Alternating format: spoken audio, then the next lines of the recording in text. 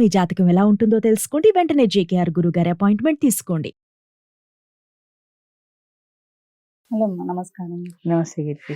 ఇప్పుడు మనం చూస్తాము కొన్నిసార్లు ఏమైనా ప్రపోజల్స్ చెప్పినప్పుడు, అంటే అది ఆడవాళ్ళు కావచ్చు మగవాళ్ళు కావచ్చు. మగవాళ్ళు ముఖ్యంగా ఏంటంటే, ఆడవాళ్ళు అంటే కొంచెం వేరే పెళ్లి చేయగానే ఆ భర్తతో అట్లా ఎంగేజ్ అయిపోతున్నారు ప్రేమ అని తర్వాత కూడా. అవును, మగవాళ్ళు ఏంటంటే ఇది తీసుకోలేకపోతారు ఒక్కొక్కసారి. రిజెక్ట్ చేసినప్పుడు ఒకసారి లవ్ రిలేషన్షిప్ లో ఉండి వేరే సంబంధం కుదిర్చినప్పుడు ఆ అమ్మాయి వెళ్ళిపోయినప్పుడు, లేదంటే ఒకసారి ఏదైనా వాళ్ళు ప్రపోజల్ పెట్టినా కానీ రిజెక్ట్ చేసినప్పుడు వాళ్ళు చాలా హార్ట్ కి తీసేసుకుంటారు. కొంతమంది ఎలా అంటే మానసికంగా డిప్రెషన్ లోకి వెళ్ళిపోవడము, కెరియర్ పట్టించుకోకపోవడము, వాళ్ళ చుట్టుపక్కల ఏమున్నా అవి పట్టించుకోకుండా కొన్నిసార్లు ఏంటంటే డిప్రెషన్ లోకి వెళ్ళిపోయి సూసైడల్ అటెంప్ట్స్ చేసి సూసైడ్ చేసుకున్న వాళ్ళు కూడా ఉన్నారు. సో అలా కాకుండా అండ్ కొంతమంది ఇంకా ఆపోజిట్ రెబెల్ అవుతారు, అంటే ఆమెను ఏదో హర్ట్ చేయడము అలాంటివి కూడా ఉంటాయి. సో అలా కాకుండా ఒక రిజెక్షన్ వచ్చినప్పుడు ఆ మగాడు అసలు ఏం చెయ్యాలి అంటే, అది తీసుకొని దాన్ని తట్టుకొని ముందుకెళ్లే విధంగా ఆయన ఎలా మైండ్ సెట్ ప్రిపేర్ చేసుకోవాలి? ఇప్పుడు మనం చూస్తుంటాము జనరల్ గా, ఎవరైనా ఒక అమ్మాయికి ప్రపోజ్ చేశారనుకో, వాళ్ళిద్దరు ఇష్టపడ్డారు, లేదా ఆ అమ్మాయి వాడిని కాదండి, అమ్మాయి ఇష్టపడలా, వెంటనే మాకు మీటింగ్ కి రావడం మానేస్తాడు ఆయన. అంటే అది దాన్ని తట్టుకోలేకపోతున్నాడు అనమాట. ఆయన ఈగో హర్ట్ అయింది. నువ్వు నాకు వద్దు అనేటప్పటికీ నన్ను ఎందుకు వద్దంది అని అనుకుంటాడు తప్ప నేను నచ్చలేదేమో అని అనుకోడు. నాకేం తక్కువ, నన్ను ఎందుకు వద్దంది అంటే, మగవాడ ఆడదాన్ని వద్దు అనొచ్చు కానీ ఆడది మగవాడిని వద్దంటే మాకు మానేసిన వాళ్ళు కోకొల్లలు. ఎందుకయ్యా ఆవిడ కాకపోతే ఇంకా బోల్డ్ మంది ఉన్నారు, నెక్స్ట్ మీటింగ్కి రావచ్చు కదా నువ్వంటే, లేదు మేడం నేను రాను, ఆమె నన్ను వద్దంది అంటాడండి. ఆమె వద్దంటే జీవితం అంతా అయిపోయిందా? ఎంతో మంది ఉన్నారు. అంటే అది ఆ రిజెక్షన్ అనేది వీళ్ళు యాక్సెప్ట్ చేయలేకపోతున్నారు. ఆమె నన్ను వద్దంది అన్నప్పుడు ఈయన ఈగో హర్ట్ అవుతుంది. ఈయన ఈగో హర్ట్ అవుతుందే తప్ప ఆమె వద్దంటే ఆమె వ్యక్తిగత కారణాలు ఆమెకు ఉంటాయి. కారణం ఏదైనా కానీ ఆమె వద్దంటే నేను ఇంకొకళ్ళు ఎందుకు చేసుకోకూడదు అని అనకుండా రావడం కూడా మానేస్తున్నారు. అంటే ఏంటంటే మెయిన్ అది ఆ ఫెయిల్యూర్ని వాళ్ళు తట్టుకోలేకపోతున్నారు. ముఖ్యంగా ఆడదే నన్ను వద్దందా అన్న ఫీలింగ్ చాలా ఎక్కువ. అంటే మగవాడు ఆడదానికి వద్దు అనొచ్చు కానీ ఈయన అప్పటికి 3-4 వద్దనే వచ్చి ఉంటాడు, కానీ ఈమె వద్దంటే ఈయన యాక్సెప్ట్ చేయలేకపోతున్నాడు. దానికి కారణం ఏంటంటే ఆమె నన్ను వద్దంది అన్న అహంభావం, అహం దెబ్బతింటుంది వాడికి. ఆమె కారణాలు ఆమెకు ఉంటాయని అనుకోరు, ఆమె కూడా నన్ను వద్దంది, ఆమె ఎవరు వద్దనడానికి అనే అనుకుంటారు తప్ప ఇది ఎవరి కారణాలు వాళ్ళకు ఉంటాయనుకోరు. అంచేత మగవాళ్ళు కూడా అర్థం చేసుకోవాల్సింది ఏంటంటే, ఒకప్పుడు ఏదో మగవాడి ఇష్టం తప్ప ఆడదాని ఇష్టంతో సంబంధం లేదు ఒకప్పుడు. కానీ కాలం మారింది, మనుషులు మారారు, మనస్తత్వాలు మారాయి, ఆడవాళ్ళు కూడా ముందుకు వస్తున్నారు, వాళ్ళ ఇష్టాన్ని ధైర్యంగా ప్రకటిస్తున్నారు. అలా ప్రకటించినప్పుడు నన్ను వద్దంటుందేమో అనే భయం నీకెందుకు ఉండాలి? వద్దంటే వద్దంది, అది ఆమె ఇష్టం అని ఎందుకు అనుకోరు? నన్ను వద్దనకూడదు, నన్ను చూడగానే అది ఓకే చేయాల్సింది తప్ప నో అని చెప్పడానికి వీల్లేదు అన్న ఈగో చాలా ఎక్కువ ఉంది.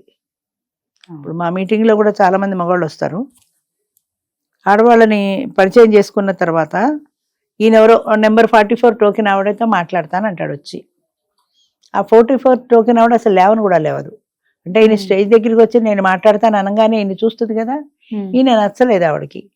నచ్చకపోతే ఇంకెళ్ళడం మాట్లాడడం ఎందుకు, దండగాని రాదు.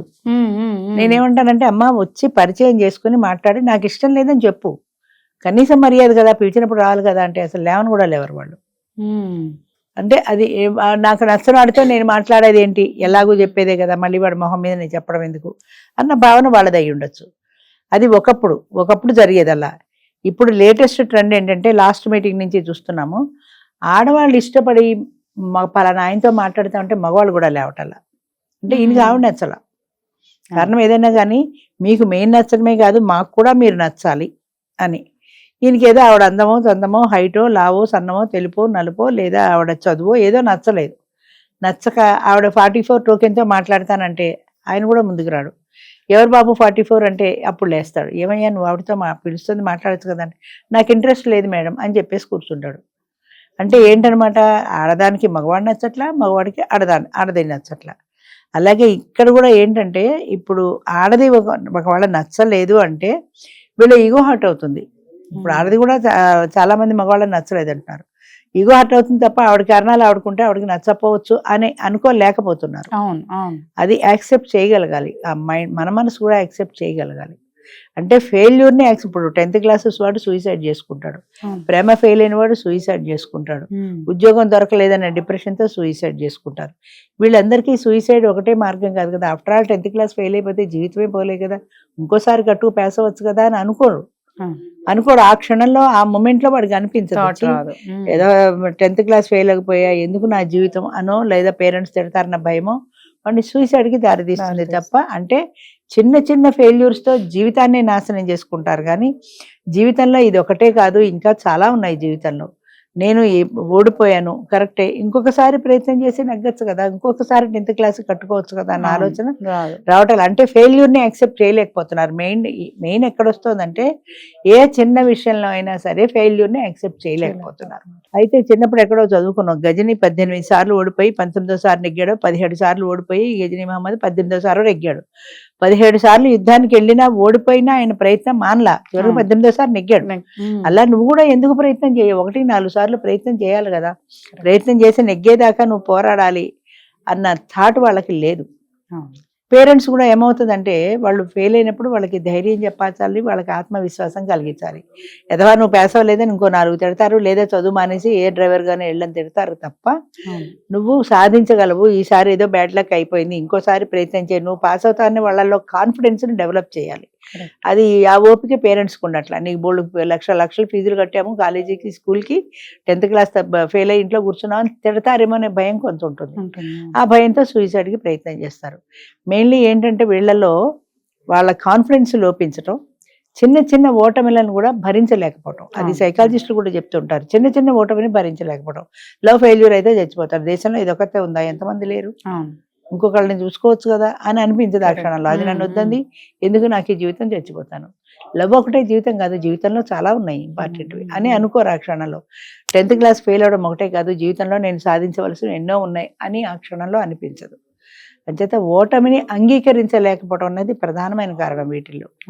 అది యాక్సెప్ట్ చేయగలిగితే నేను ఈ ఓటమిని నేను విజయంగా సాధిస్తాను అని పట్టుదల పడితే అదే ఏ ఓటమి అయితే వచ్చిందో దాన్నే సక్సెస్ చేసుకోగలరు వాళ్ళు.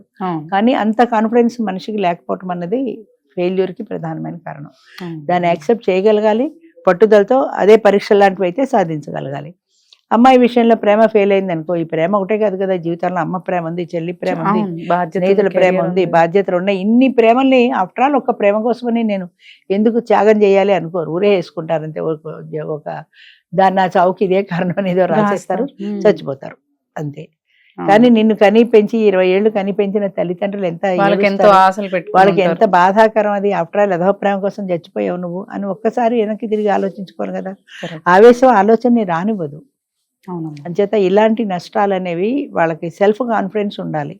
ఒకవేళ ఓడిపోతే జీవితం అయిపోలా, మళ్ళీ ఇంకొకసారి సాధిద్దాం అని అనుకోగలగాలి. కానీ ఈ ఓటమే జీవితము, ఇదే శాశ్వతము అని అనుకుంటే ఎప్పటికైనా అలాగే నష్టపోతారు. రిజెక్ట్ చేసినా కానీ మీరు అన్నట్టు కాన్ఫిడెన్స్ తో అంటే నేను బతికి చూపించాలి వాళ్ళకి అంతే. అది ఏ విషయంలో అయితే ఫెయిల్ అయ్యావో ఆ విషయంలో నువ్వు బ్రతికి చూపించు, నువ్వు సాధించి చూపించు. ఇప్పుడు అమ్మాయి కాదండి, దానికంటే అందమైన వాళ్ళని దానికంటే ఉన్న వాళ్ళని నేను చేసుకుని చూపిస్తా అని ఎందుకు ఛాలెంజ్ చేసుకోవు నిన్ను నువ్వు? అలా మైండ్ నువ్వు కాదంటే నా జీవితం అయిపోలేదు అని ఎందుకు ఛాలెంజ్ చేసుకోవద్దు? ఏదో సినిమాలో చూపిస్తాడు వాడు కాదంటే అది ఇంకోటిని పెళ్లి చేసుకుంటుంది, ఆ తర్వాత వీడి జీవితం అంతా స్పాయిల్ అయిపోతుంది. అప్పుడు అది తారస్థాయిలో ఉంది, వీడు ఫెయిల్ అయిపోయాడు. అప్పుడు అనిపించింది అయ్యో అమ్మాయిని పెళ్లి చేసుకుంటే బాగుంటుంది కదా అని అప్పుడు అనిపించింది వాడికి. కానీ ఆల్రెడీ దానికి పెళ్లి అయిపోయింది, మంచి స్థాయిలోకి వెళ్ళిపోయింది. అంచేత కాన్ఫిడెన్స్ అనేది ఉండాలి జీవితంలో. ఎప్పుడు కూడా వాళ్ళ కాన్ఫిడెన్స్ని వాళ్ళు కోల్పోకూడదు. ఆత్మవిశ్వాసం ఉండాలి, ధైర్యం ఉండాలి.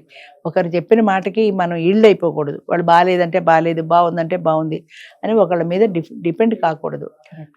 మన ఆలోచన మనకు ఉండాలి. మనం నిలబడాలి అంటే నిలబడాలి, అంతేగాని ఎవరో ఏదో అన్నారు అని మనం కుంగిపోకూడదు.